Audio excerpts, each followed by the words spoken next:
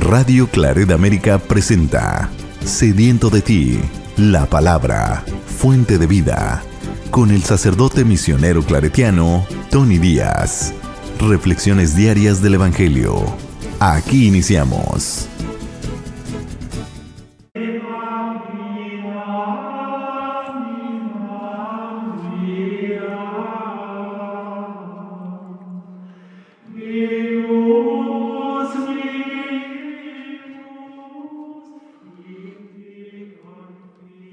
Bienvenidos, hermanos, a nuestras reflexiones bíblicas de las lecturas del día. Hoy es jueves de la sexta semana del tiempo ordinario,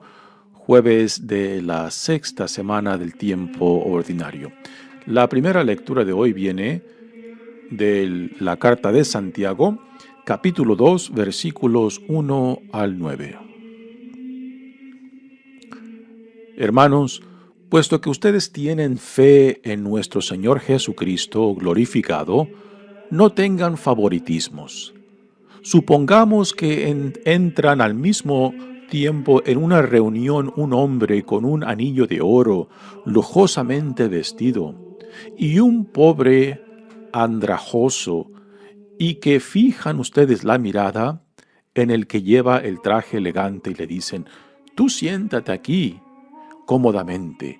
En cambio, le dicen al pobre: «Tú, párate allá o siéntate aquí en el suelo a mis pies».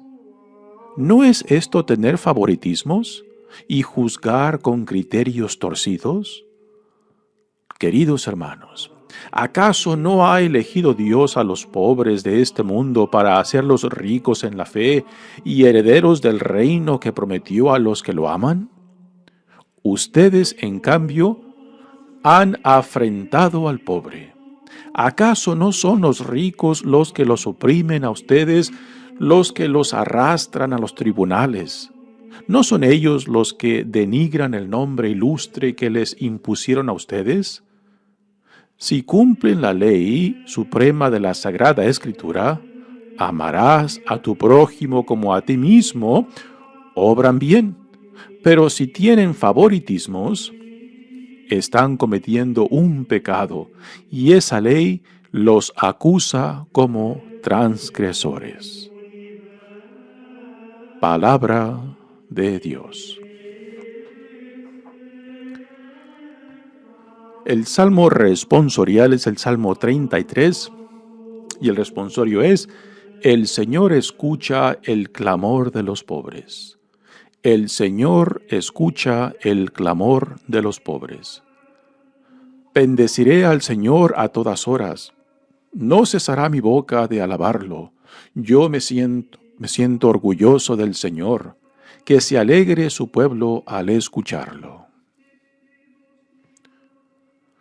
Proclamemos la grandeza del Señor y alabemos todos juntos su poder.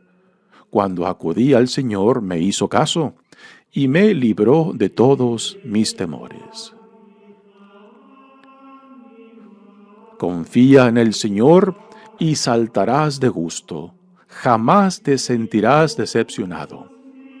Porque el Señor escucha el clamor de los pobres y los libra de todas sus angustias. El Señor escucha el clamor de los pobres. El Evangelio de hoy viene de Marcos capítulo 8, versículos 27 al 33. En aquel tiempo Jesús y sus discípulos se dirigieron a los poblados de Cesarea de Filipo. Por el camino les hizo esta pregunta: ¿Quién dice la gente que soy yo? Ellos le contestaron: algunos dicen que eres Juan el Bautista, otros que Elías y otros que alguno de los profetas. Entonces él les preguntó: ¿y ustedes quién dicen que soy yo? Pedro le respondió: tú eres el Mesías. Y él les ordenó que no se lo dijeran a nadie.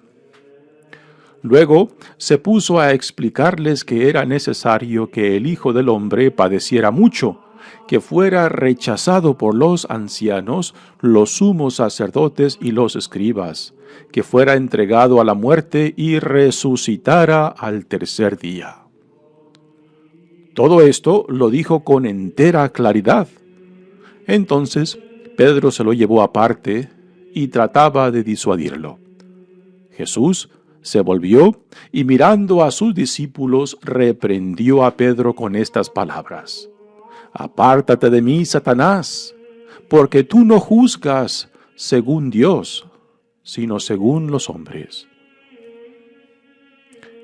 Palabra del Señor. Muy bien, damos comienzo a nuestra reflexión de las lecturas de hoy. Continuamos leyendo de la carta de Santiago.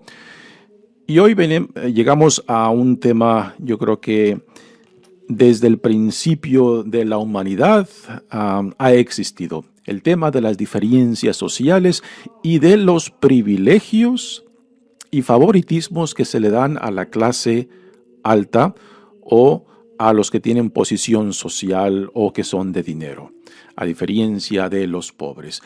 En tiempo de Jesús, yo creo que también, como hoy en día, mucha gente tiene esta noción de que el rico es rico porque Dios lo ha favorecido y el pobre es pobre porque Dios así lo ha determinado, ¿no? Y esta noción Jesús totalmente la rechaza. Aún los discípulos en los evangelios tenemos esta actitud que refleja las actitudes de la sociedad del tiempo de Jesús. Cuando Jesús les dice, por ejemplo, a sus discípulos y a la gente que lo rodea, que es más difícil que un cabello entre por el ojo de una aguja que los ricos al cielo, ¿no?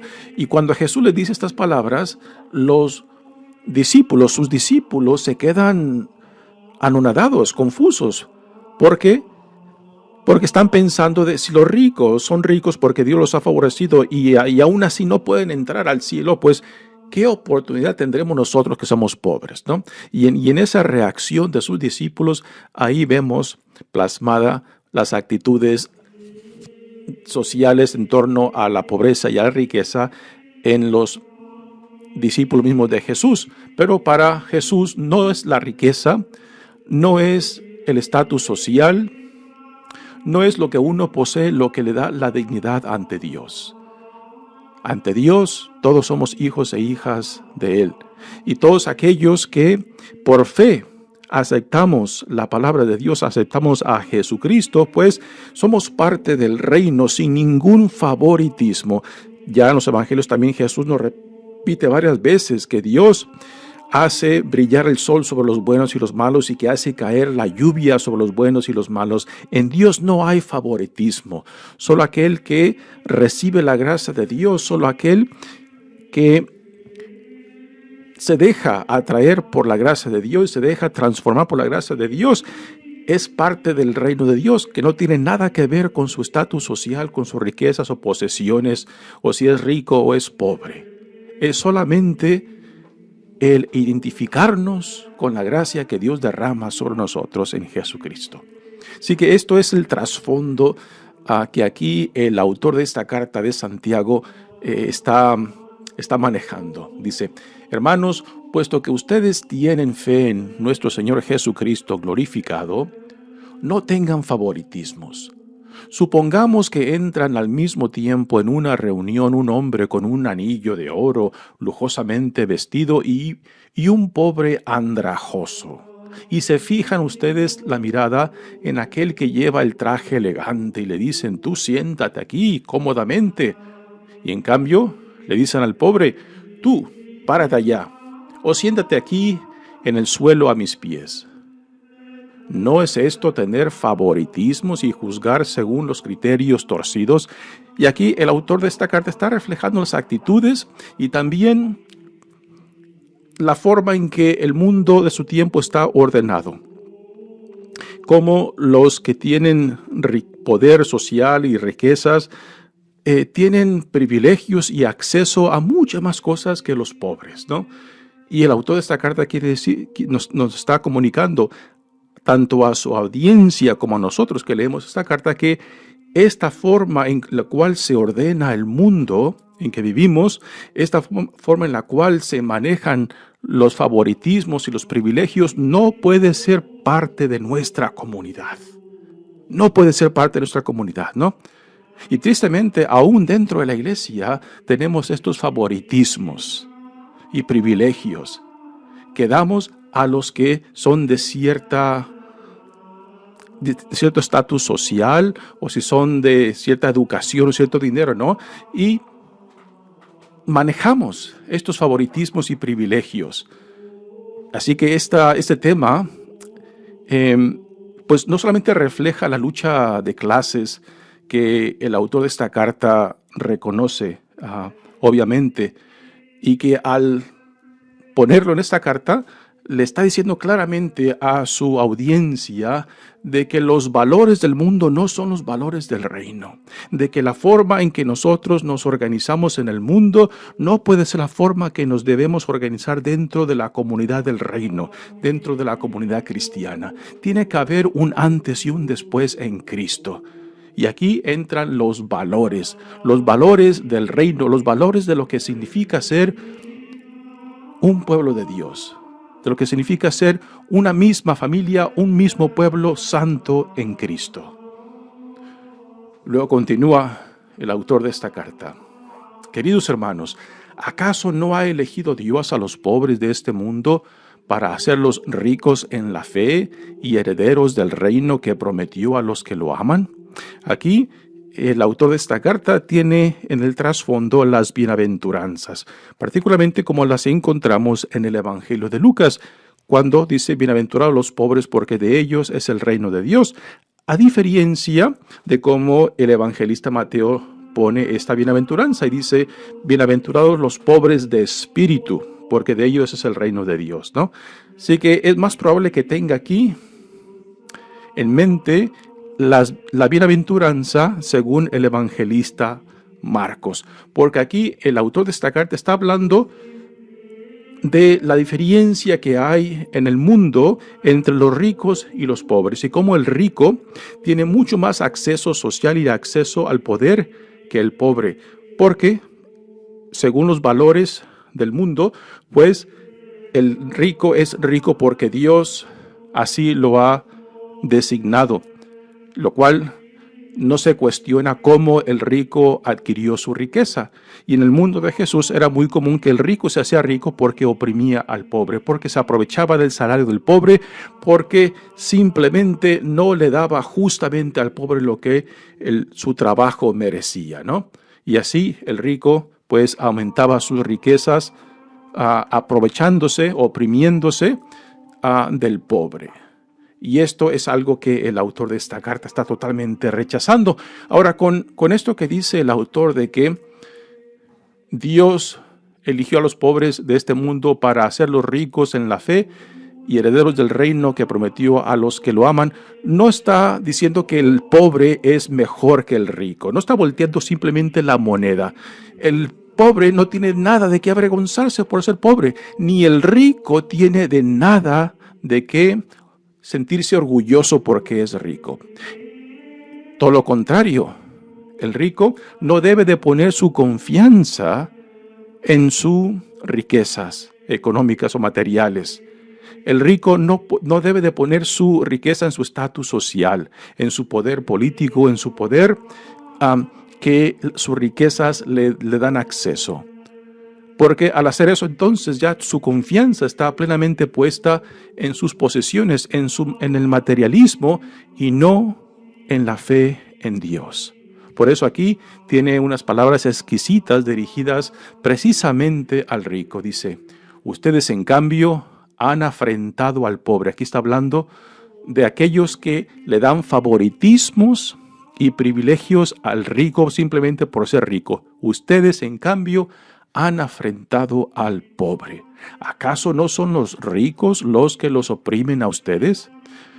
Y esto era muy común, como también es muy común hoy en día, de que el rico, el que tiene estatus social, el que tiene acceso al poder, tiene mucho más privilegios y favoritismos. Por ejemplo, ante la ley, alguien que tiene dinero, pues tiene la capacidad de adquirir mejor representación legal ante la sociedad, ante el sistema legal, que el pobre. Si el pobre no tiene acceso para tener una representación adecuada ante el sistema legal, pues es muy probable de que ahí la justicia no haga presencia. La imagen que tenemos, por ejemplo, en Estados Unidos de la justicia es de una mujer vendada sosteniendo una balanza. Es una imagen muy bella, es una imagen que nos da la impresión de que la justicia es ciega, pero sabemos que la justicia no es ciega en el sistema legal, puesto que el que tiene dinero y acceso al poder tiene mucha mejor representación legal que el pobre o el que no tiene acceso a una representación legal. Y el autor nos diría, eso que en el mundo se ve, eso que en el mundo se expresa y se vive, no debe de ser parte de la comunidad. Y esto es lo que el autor nos quiere dejar claramente. ¿Acaso no son los ricos los que los oprimen a ustedes, los que los arrastran a los tribunales? ¿No son ellos los que denigran el nombre ilustre de los que les impusieron a ustedes? ¿Sí? Cuando el que es rico, que tiene posesión, pone más confianza en el materialismo, en sus posesiones, en su estatus, en su acceso al poder, pues entonces denigra el nombre de cristiano, porque su confianza no está en Dios o en Cristo, sino en el acceso que él o ella tiene tanto al poder como al estatus social, como a los privilegios y favoritismos que le dan su posición económica y social. Después sigue el autor diciendo, si cumplen la ley suprema de la Sagrada Escritura, aquí es muy probable que se está refiriendo allá a algunos de los escritos del Nuevo Testamento, cuando dice, amarás a tu prójimo como a ti mismo, tal como Jesús lo pone cuando un escriba le preguntan cuál es el mandamiento más importante, y Jesús le dice, amarás a tu Dios con todo tu corazón, con toda tu alma, con todas tus fuerzas, y a tu prójimo como a ti mismo, ¿no? Aunque estas palabras que cita el autor de esta carta, amarás a tu prójimo como a ti mismo, ya las encontramos también en el Antiguo Testamento, en el libro de Números. Pero en Jesucristo tenemos esta conexión muy íntima entre el amor a Dios y el amor al prójimo, y es lo que está en el trasfondo de lo que este autor de esta carta nos dice. Amarás a tu prójimo como a ti mismo. Si hacen esto, obran bien, dice el autor. Pero si tienen favoritismos, están cometiendo un pecado, y esa ley los acusa como transgresores. Así que el tema fundamental aquí es las diferencias sociales que encontramos en el mundo, y que el rico tiene mucho más acceso tanto al poder como al económico, como también social. Y si esto después es traído al ambiente de la comunidad, entonces estamos formando y transformando la comunidad a los valores del mundo y no el mundo a los valores del reino. Así que es una carta muy interesante que aún hoy en día tiene mucho que cuestionarnos y confrontarnos con las actitudes que aún hoy en día traemos de cómo el mundo está organizado, cómo el mundo se rige, las traemos a la comunidad. Y la comunidad de la iglesia, la comunidad del reino, la comunidad de los hijos e hijas de Dios y discipulado de Jesucristo, pues estamos siendo transformados según los valores del mundo y no lo contrario de transformar el mundo según los valores del reino. Un bello tema, un tema que hay mucho material para seguir hablando de esto. Pasemos ahora al Evangelio de hoy, que viene de Marcos. Uno de los temas, una de las preguntas que el Evangelio de Marcos hace, o sea, que está en el trasfondo del Evangelio, es cuál es la identidad de Jesús. Y finalmente, en el Evangelio de hoy se nos da la respuesta a esa pregunta, ¿quién es Jesús? Y ahora claramente se nos dice quién es Jesús, que es el Mesías. Y después la segunda pregunta que el resto del Evangelio buscará responder es, si Jesús es el Mesías, ¿qué tipo de Mesías es? Es la segunda pregunta que el resto del Evangelio responderá.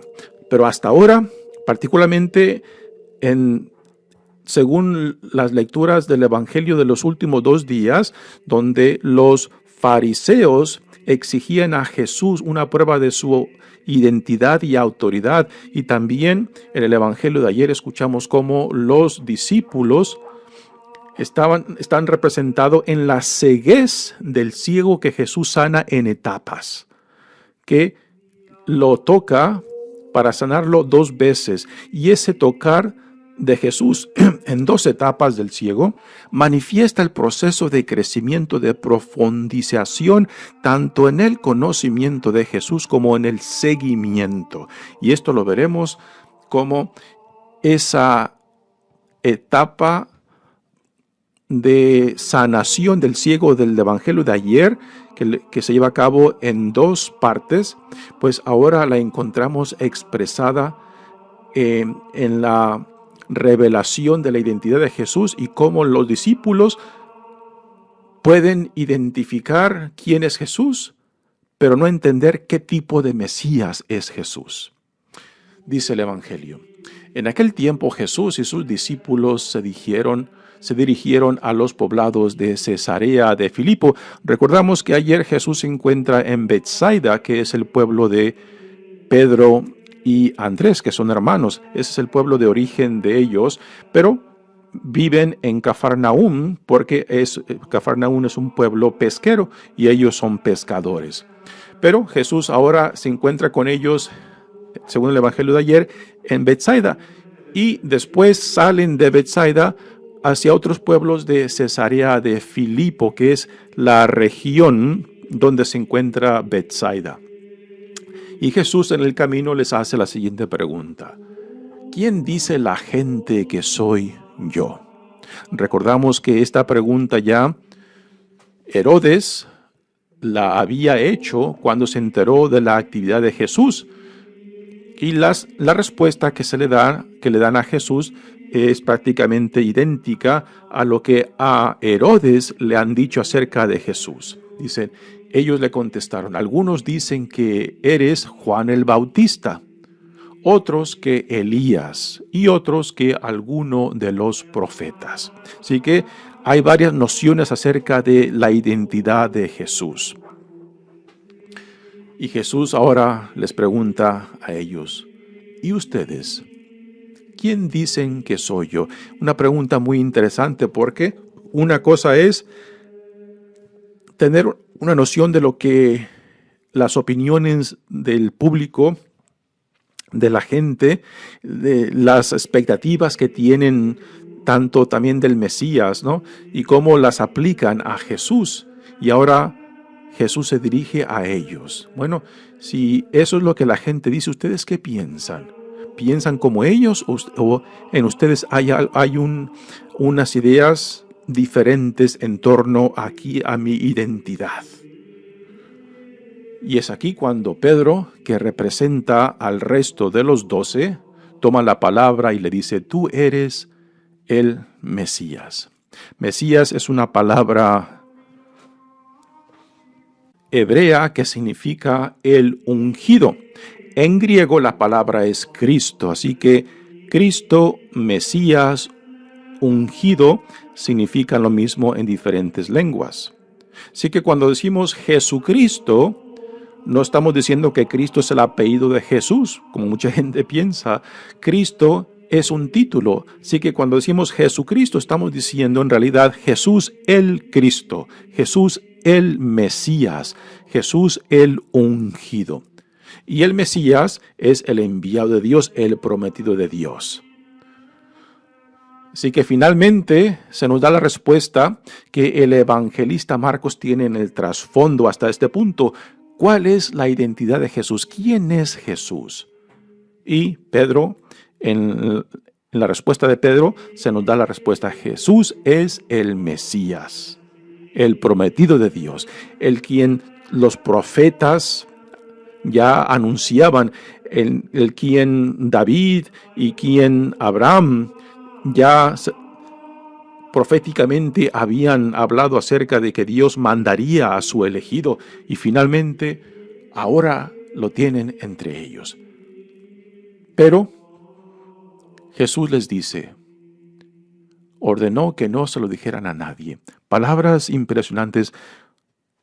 Por generaciones, por cientos de años, el pueblo de Israel ha venido hablando acerca del prometido que Dios enviará, y finalmente aquí lo tienen entre ellos. Y Jesús les dice, no le diga nada a nadie. ¿Por qué? Esto es para que lo griten desde los techos de las casas. ¿Por qué Jesús les dice que no se lo comenten? Porque Jesús sabe de que la noción de cómo el Mesías tiene que venir y cómo tiene que manifestarse no encaja a cómo Jesús entiende a sí mismo. Por eso les dice, y por eso constantemente cuando Jesús lleva a cabo un milagro, le dice a la gente que no lo comente, que no lo divulguen, porque la gente se concentrará en lo fenomenal del acto, de la sanación, en el sensacionalismo y no en el significado de cómo Jesús se entiende a sí mismo y el mensaje central del reino.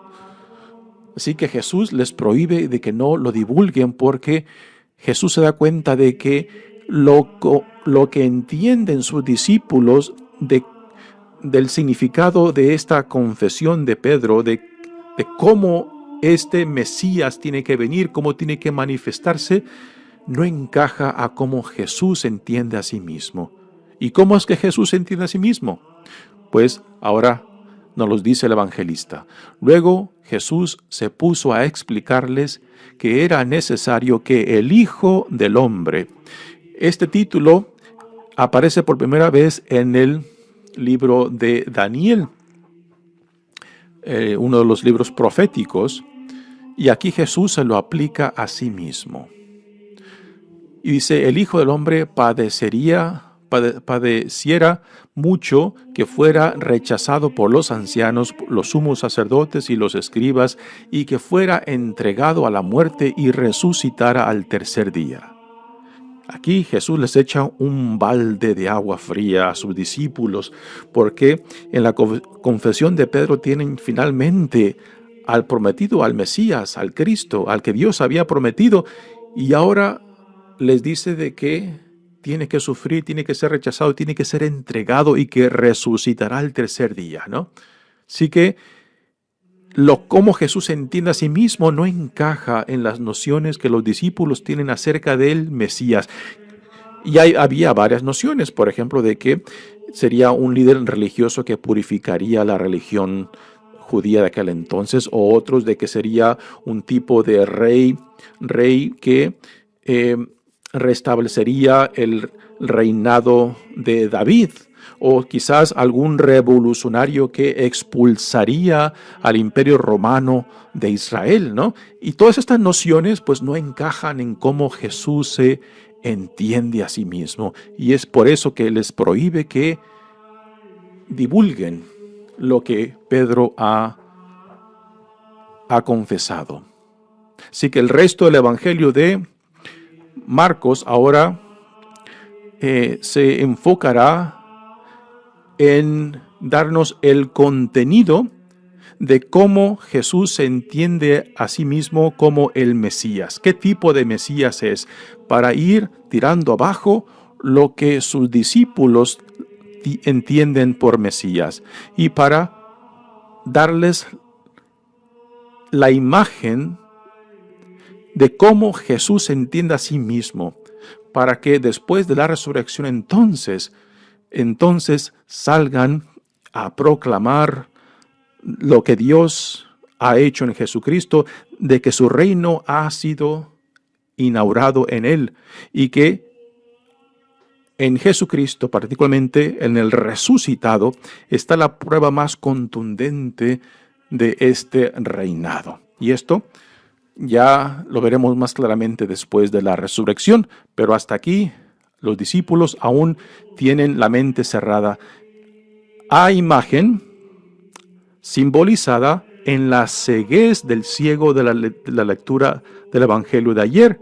que el ciego fue sanado en 2 etapas. Pues aquí los discípulos, digamos, se les abrió la mente, se les abrió el entendimiento en parte, porque finalmente saben la identidad de Jesús, pero aún están ciegos porque no saben qué tipo de Mesías es Jesús.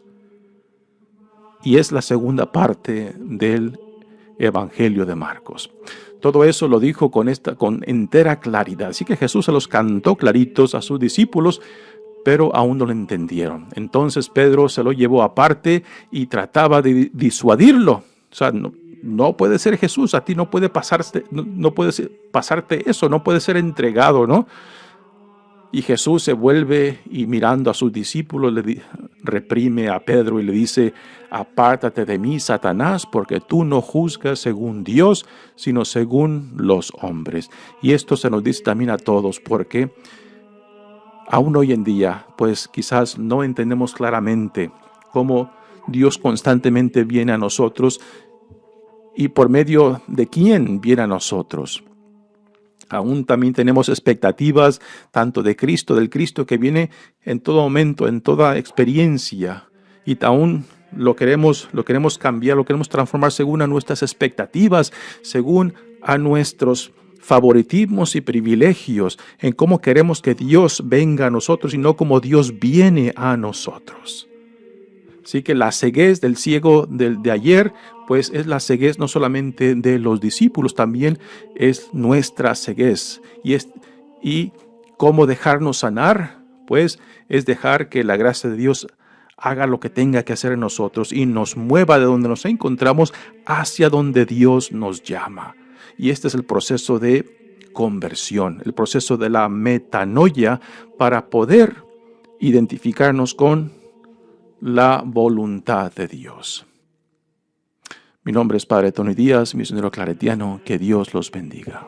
Radio Claret América presentó Sediento de ti, la palabra. Fuente de vida. Sus comentarios son importantes. Contáctenos en radioclaretamerica@gmail.com.